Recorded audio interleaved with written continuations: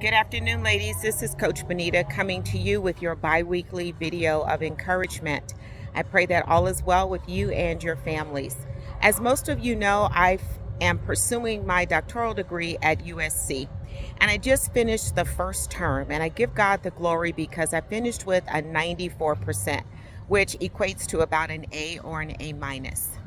I bring this up because as I process my experience in the first term, one thing that I realized is that I really did not rely on God as much as I should have.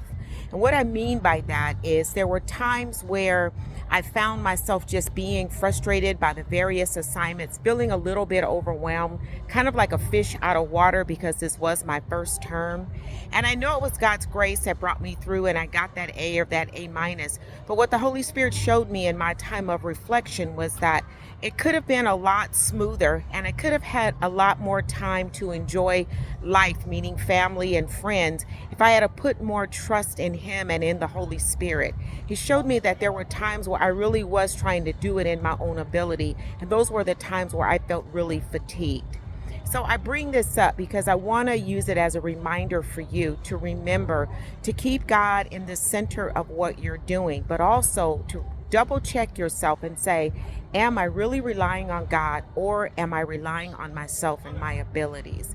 Philippians 4 tells us that we can do all things through Christ who strengthens us. And you know, on the other side of that, we can do a lot of things in the natural in our own abilities because, we're talented and we're smart, but we want to make sure that we're relying on the power of the Holy Spirit, that helper, to do things. And when we do that, it gives us more time for other things, whether it be family, whether it be friends, whether it even be self-care. So that's my encouragement to you in this week's video, is to double check yourself and say, am I really relying on the Holy Spirit to help me, or am I doing this in my own ability?